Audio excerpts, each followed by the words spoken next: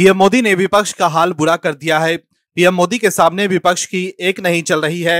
विपक्ष के लोग समझ ही नहीं पा रहे हैं कि पीएम मोदी को कैसे घेरे, किस मुद्दे पर घेरे। कांग्रेस और विपक्ष के पास पीएम मोदी के खिलाफ कोई मुद्दा ही नहीं है। पीएम मोदी की सफल नीतियों की वजह से देश काफी तेज गति से विकास कर रहा है, लेकिन विपक्ष के लोग सिर्फ राजनीतिक रोटियां सेकने के लिए पीएम मोदी पर निशाना साधते रहते हैं। विपक्ष के पास कोई मुद्दा ही नहीं है तो वो सिर्फ मोदी विरोध के चक्कर में लगे हुए हैं। सिर्फ इसलिए विरोध कर रहे हैं क्योंकि वो विपक्ष में है, लेकिन लगातार उन्हें झटका ही लग रहा है। अब विपक्ष के लोग वोट चोरी का मुद्दा उठा रहे हैं। अब शिवसेना यूबीटी नेता उद्धव ठाकरे, एनसीपी प्रमुख शरद पवार, कांग्रेस नेता बाला साहब थोराट और एमएनएस के अध्यक्ष राज ठाकरे सहित महाविकास अघाड़ी में शामिल अन्य दलों के नेताओं ने मतदान सूची में कथित अनियमितताओं के खिलाफ शनिवार को मुंबई में एक विशाल प्रोटेस्ट मार्च निकाला। इसका नाम सत्य के लिए मार्च रखा गया था, जो शनिवार दोपहर साउथ मुंबई के फैशन स्ट्रीट से शुरू हुआ और बीएमसी मुख्यालय पर समाप्त हुआ।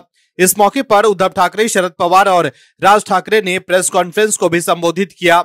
इस दौरान राज ठाकरे ने भारतीय चुनाव आयोग पर मतदाता सूचियों को मंजूरी दिए बिना जल्दबाजी में नगरीय निकाय चुनाव कराने का आरोप लगाया। दर्शकों, राहुल गांधी के अलावा विपक्ष के लोग भी अब चुनाव आयोग पर वोट चोरी के आरोप लगा रहे हैं।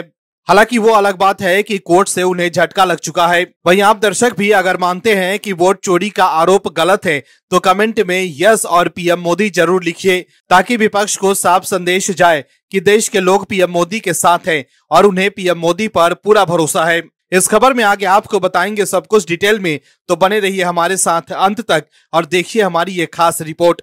साथ ही आप दर्शकों से विनम्र निवेदन है कि अगर अब तक आपने चैनल को सब्सक्राइब नहीं किया है तो अभी कर लीजिए। दर्शकों, राहुल गांधी और कांग्रेस के लोग आरएसएस से काफी परेशान हैं। कांग्रेस अध्यक्ष मल्लिकार्जुन खड़गे की तरफ से आरएसएस पर बैन लगाने की मांग को लेकर राजनीति तेज हो गई है। खड़गे के बयान को लेकर बीजेपी की तरफ से शनिवार को ही जवाब आ गया था। ऐसे में सबकी निगाहें संघ की तरफ लगी हुई थी। दरअसल खड़गे ने सरदार वल्लभ भाई पटेल की जयंती पर कहा था कि राष्ट्रीय स्वयंसेवक संघ पर फिर से प्रतिबंध लगाया जाना चाहिए, क्योंकि देश में कानून व्यवस्था से जुड़ी समस्याओं के लिए यही संगठन जिम्मेदार है। लेकिन अब संघ के सरकारवाहक दत्तात्रेय होसबोले ने खड़गे के बयान पर जवाब दिया है। आरएसएस के जनरल सेक्रेटरी होसबोले ने खड़गे की तरफ से संघ पर बैन लगाने की मांग पर सवाल उठाया। उन्होंने कहा कि संघ राष्ट्रीय निर्माण के लिए समर्पित है और उसे जनता का समर्थन हासिल है। होसबोले ने मध्य प्रदेश के जबलपुर में अखिल भारतीय कार्यकारिणी मंडल की बैठक के दूसरे दिन कहा कि किसी भी बैन के पीछे कोई वजह होनी चाहिए। राष्ट्र निर्माण में लगे आरएसएस को निशाना बनाने से क्या हासिल होगा? जनता ने हमें पहले ही स्वीकार कर लिया है। होसबोले की यह टिप्पणी खड़गे के उस बयान के एक दिन बाद आई है जिसमें उन्होंने आरएसएस और सत्ताधारी बीजेपी दोनों पर देश में सभी गलत कामों के लिए जिम्मेदार होने का आरोप लगाया था। वहीं यूपी के पूर्व मंत्री और अपनी जनता पार्टी के अध्यक्ष स्वामी प्रसाद मौर्य ने एक बार फिर विवादित बयान देकर सियासी हलचल मचा दी है। मौर्य ने कहा है कि जय श्री राम और जय बजरंगबली जैसे धार्मिक नारे अब दंगा कराने और नफरत फैलाने का लाइसेंस बन चुके हैं। उन्होंने आरोप लगाया कि बीजेपी सरकार और उसके समर्थक इन नारों का इस्तेमाल धार्मिक उन्माद फैलाने के लिए कर रहे हैं और मुख्यमंत्री योगी आदित्यनाथ खुद ऐसी घटनाओं को बढ़ावा दे रहे हैं। मौर्य ने अपने बयान में कहा कि आज देश में धर्म के नाम पर राजनीति करने वाले ठेकेदार समाज में नफरत फैलाने का काम कर रहे हैं। उन्होंने कहा कि धर्म की दुहाई देने वाले लोग आतंकवाद के रास्ते पर चल पड़े हैं। जय श्री राम और जय बजरंगबली के नारे अब दुकानों, घरों, ईदगाहों, मस्जिदों और मदरसों पर हमले का संकेत बन गए हैं। दुर्भाग्य से मुख्यमंत्री उनका साथ देते हैं। ऐसे में अपराधियों पर कार्रवाई करने के बजाय सरकार सिर्फ निर्दोष मुसलमानों के घरों पर बुलडोजर चलवाती है। वहीं कांग्रेस के नेता राहुल गांधी हार के बाद वोट चोरी का आरोप लगाते हैं, लेकिन कांग्रेस के नेता इस्तीफा देकर पार्टी से भाग रहे हैं। कांग्रेस को हरियाणा में एक बड़ा झटका लगा है। कांग्रेस के वरिष्ठ नेता कुलदीप कटारिया ने अपने समर्थकों के साथ कांग्रेस से इस्तीफा देकर इनेलो का दामन थाम लिया है। उन्हें अभय चौटाला ने पार्टी में शामिल कराया।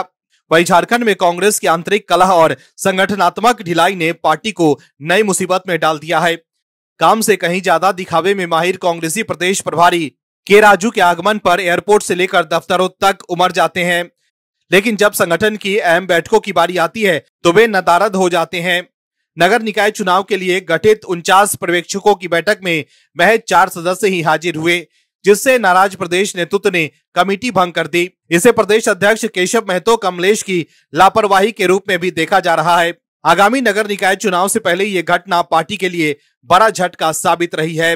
दर्शकों, राहुल गांधी वोट चोरी का आरोप लगाते हैं, लेकिन कांग्रेस को एकजुट नहीं कर पाते। अगर कांग्रेस की यही स्थिति रही तो कांग्रेस की हार ही होगी ना।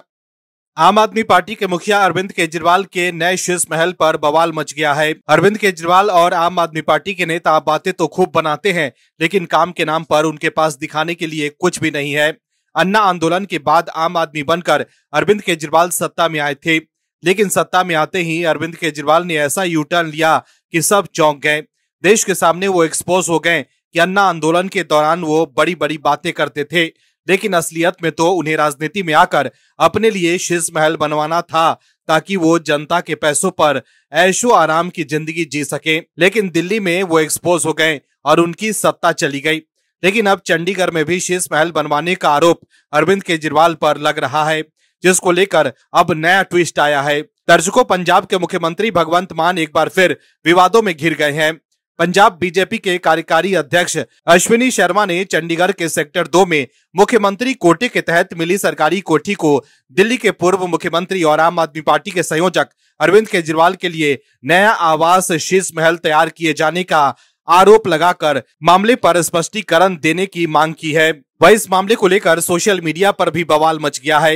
राज्यसभा सांसद स्वाति मालीवाल और अल्ट न्यूज के सह संस्थापक मोहम्मद जुबैर के बीच जब दिल्ली के पूर्व मुख्यमंत्री अरविंद केजरीवाल के कथित शीश महल 2.0 को लेकर दोनों के बीच एक्स पर जुबानी जंग छिड़ गई। ये विवाद दिल्ली से लेकर पंजाब और चंडीगढ़ की सियासत तक चर्चा का विषय बन गया है।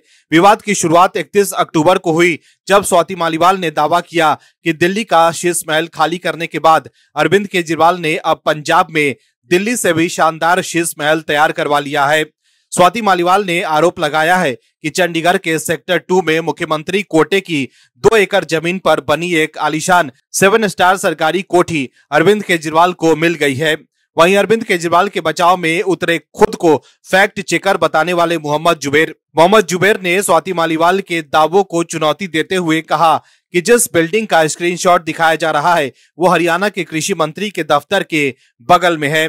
प्रोपेगेंडा फैलाने वाले फैक्ट चेकर जुबैर ने गूगल इमेज का हवाला देते हुए कहा कि ये बिल्डिंग अभी नहीं बनी है, बल्कि 2013 से 2024 तक यानी सालों से वही मौजूद है। इसके साथ ही जुबैर ने मालीवाल के 2 एकड़ जमीन के आंकड़े पर भी सवाल उठाकर कहा कि बिल्डिंग के सामने खाली जमीन अधिकतम 2000 वर्ग फुट हो सकती है, ना कि 2 एकड़। वहीं फैक्ट चेकर जुबैर के पलटवार के बाद अब स्वाति मालीवाल ने जुबैर को थाकथिक फैक्ट चेकर कहते हुए जवाबी हमला किया और द इंडियन एक्सप्रेस के आर्टिकल की एक तस्वीर साझा की, जिसमें केजरीवाल के शीश महल के बारे में लिखा हुआ है।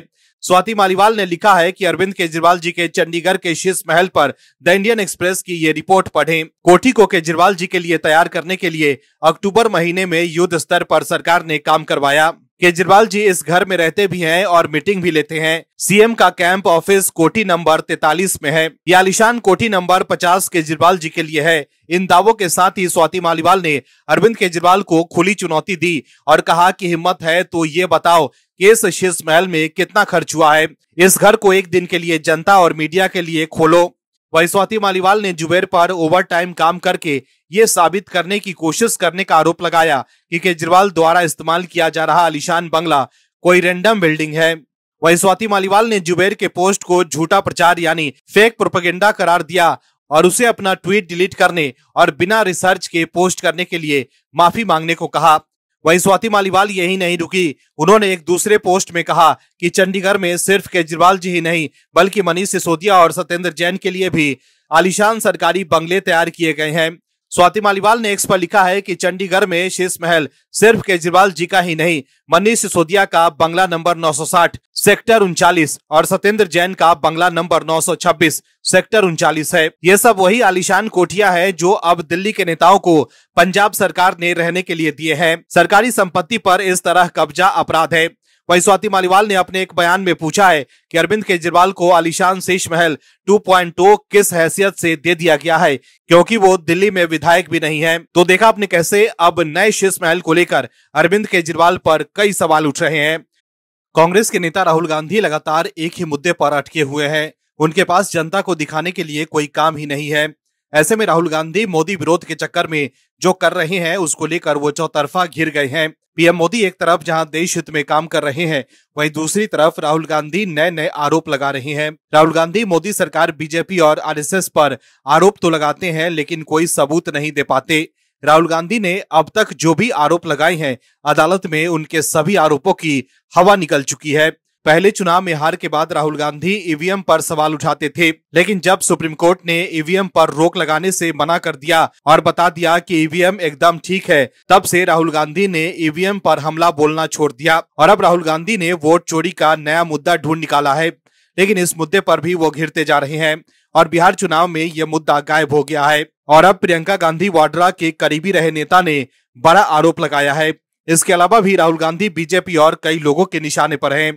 दर्शकों, कांग्रेस सांसद राहुल गांधी ने इसी सप्ताह बिहार चुनाव में आयोजित अपनी रैली में प्रधानमंत्री नरेंद्र मोदी पर हमला बोलते हुए सारी हदें पार कर दी थी। राहुल गांधी ने पीएम मोदी द्वारा छठ पूजा किए जाने पर कटाक्ष करते हुए कहा था कि पीएम मोदी से वोट के लिए नाचने को कहो तो वो मंच पर नाचेंगे भी। यह विवादित टिप्पणी देने के बाद बुरी तरह घिरे राहुल गांधी पर अब पूर्व कांग्रेस नेता ने जमकर हमला बोला है। लोकसभा में विपक्ष के नेता राहुल गांधी पर यह हमला कांग्रेस के पूर्व नेता और आध्यात्मिक गुरु आचार्य प्रमोद कृष्णम ने बोला है। आचार्य प्रमोद कृष्णम ने राहुल गांधी के संस्कारों पर भी सवाल उठाए हैं। वही अब आचार्य प्रमोद के बयान पर बवाल मच चुका है और वो एक बार फिर चर्चा में है। दरअसल कांग्रेस के पूर्व नेता आचार्य प्रमोद कृष्णम ने कांग्रेस नेता राहुल गांधी को बदतमीजों का बादशाह कहा है। इसके साथ ही आरएसएस और हिंदू धर्म पर दिए गए उनके बयानों ने भी एक नई बहस छेड़ दी है। असम विधानसभा उपाध्यक्ष नुमल मोमिन के एक बयान पर आचार्य प्रमोद कृष्णम ने ये प्रतिक्रिया व्यक्त करते हुए कहा कि राहुल गांधी किसी का सम्मान नहीं करते, चाहे वो प्रधानमंत्री नरेंद्र मोदी हो, आरएसएस हो या फिर संविधान। उन्होंने आरोप लगाया कि राहुल गांधी के बुनियादी संस्कार ही गलत हैं।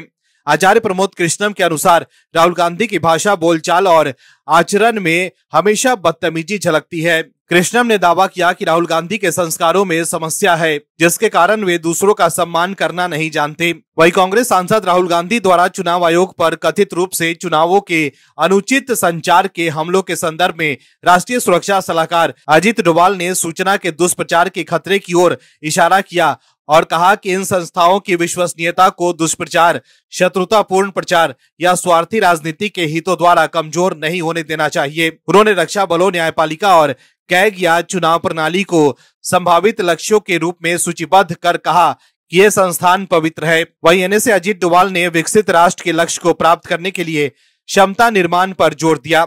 डोभाल ने यह भी कहा कि यह बहुत विनाशकारी होगा और राष्ट्रीय संस्थानों की छवि की रक्षा के लिए सरकार द्वारा धारणा प्रबंधन और जागरूकता बढ़ाने के प्रयासों की आवश्यकता है। वहीं बिहार विधानसभा चुनाव के पहले चरण के मद्देनजर उत्तर प्रदेश के मुख्यमंत्री योगी आदित्यनाथ ने वैशाली जिले के लालगंज में एक चुनावी सभा में राहुल गांधी को जीत की गारंटी बता दी। भारी बारिश और जल जमाव के बावजूद सभा स्थल लालगंज बुलडोजर बाबा के नारों से गूंज उठा। ये सभा बीजेपी प्रत्याशी संजय सिंह के पक्ष में आयोजित की गई थी, जो लालगंज विधानसभा क्षेत्र से चुनाव लड़ रहे हैं। वहीं दूसरी तरफ आरजेडी से मुन्ना शुक्ला की बेटी शिवानी शुक्ला मैदान में है। वहीं लालगंज में सभा की शुरुआत में योगी आदित्यनाथ ने कांग्रेस नेता राहुल गांधी पर तंज कसते हुए कहा कि राहुल गांधी एनडीए की जीत की गारंटी है। इसके अलावा भी सीएम योगी ने अपने अंदाज में विरोधियों पर निशाना साधा। Bureau report, OMH news.